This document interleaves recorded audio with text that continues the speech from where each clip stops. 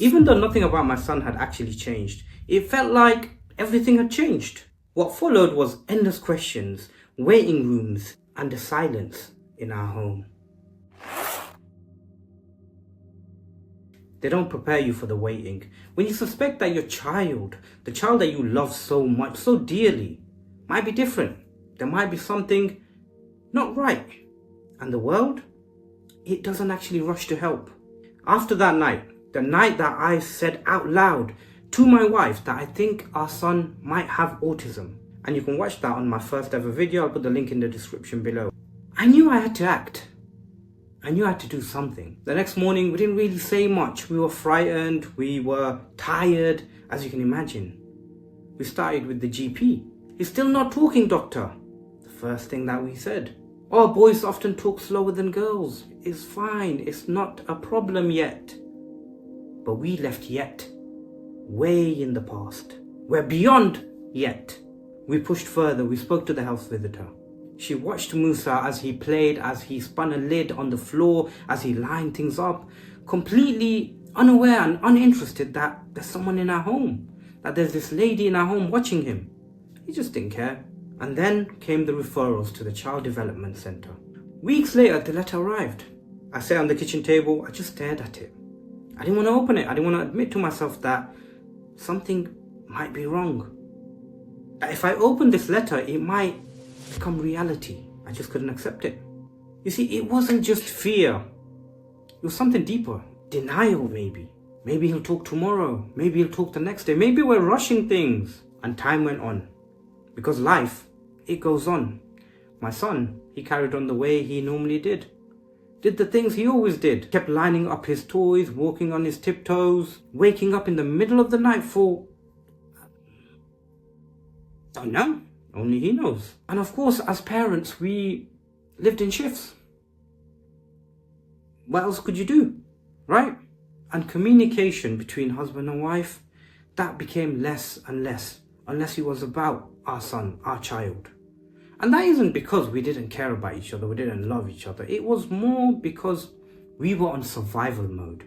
And I'm sure you've all been there.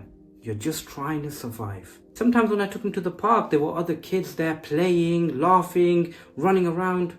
And there's my son, sitting on his own, with a smile on his face, happy, feeling content. You see, he didn't need other people. He could entertain himself. He was happy in his own world. And although it brought me some sadness that he didn't have friends, or he didn't play with other children, or he didn't get on with other children as such, but there was a sense of joy. Because that happiness that he felt, that he created himself, that self-entertainment, that's something that no one could take away from him. It wasn't like my son was sad or miserable. He was happy. And then came the assessment. One after another. Speech therapists, occupational therapists, pediatrician, asking questions that I didn't even have the answers to. Does he respond to his name? Does he play pretend? How many words does he have? And all of these questions that they asked, it felt like somebody was telling me, you're failing, you're failing, you're failing as a parent. And each question kept on making me feel like I was failing as a parent. Finally, the appointment. I still remember the room, white walls, a few toys on the desk, maybe a box of tissue. I wonder what they were for. The pediatrician spoke gently, carefully. Musa meets the criteria for autism spectrum disorder. Just like that. Autism. A word we had feared so much. And now it was real. We smiled, nodded politely. We even took the leaflets. Support for parents with children with ASD. Understanding neurodiversity. But what no one tells you about is the part where you leave, you sit in the car, and you can't breathe. You don't know how to process this. When you look at your child and although nothing's changed, it feels like everything's changed. The part where you put the appointment papers on the kitchen counter and you just stare at them, hoping that it's not real. And at the time you feel like 1,000 dreams just breaking. You feel sad, you feel upset, you feel life is unfair. And it's not because of your own selfishness. It's because you had dreams and hopes as parents for your child. And now you're having to worry what's going to happen to them. Are they going to develop, find love, build a family, have kids, have a career, start a business? You know, a lot of the stuff that a lot of people take for granted, really. And reality is these fears are because you love your child so much. The worst one for me is people trying to judge my child because I'm an overprotective father. You know, hearing stuff like, he's not quite right, or he'll stop this madness as he gets older. Deep down, you just want to explode like a volcano. And even people that mean well, when they say, oh, don't worry, he'll be fine, he'll develop out of it, and those kind of stuff, it just seems to trigger. Because you know what you're going through.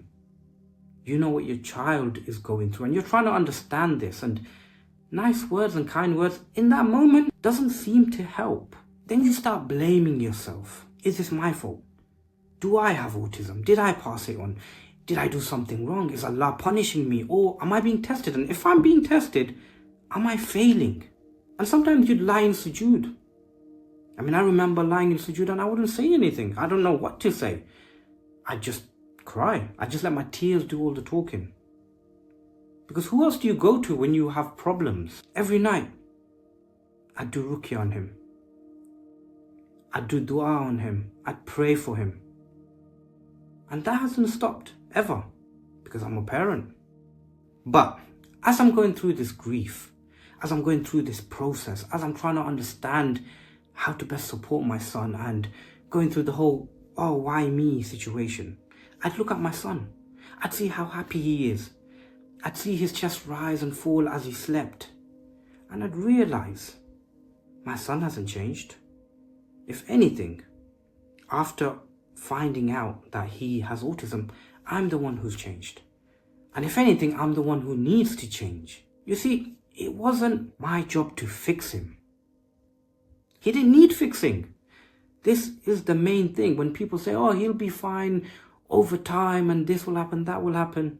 Yeah, I'll give him all the support he needs to develop as best as he can develop. But that doesn't mean he needs fixing or there's something wrong with him.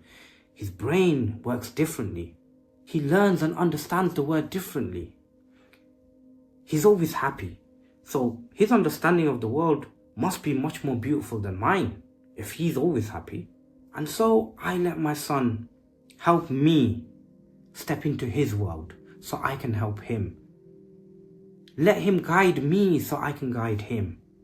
And his world was very unfamiliar to me, confusing, terrifying. But if I ever truly wanted to know my son, I had to meet him there. Thank you for watching the episode, everyone. This is actually covered in more detail in the second chapter of my book, Walking on Tiptoes. The link is in my profile, but I'll also add it to the description below, so check it out. And if you haven't already, hit that subscribe button, support the channel. Till next time, stay safe.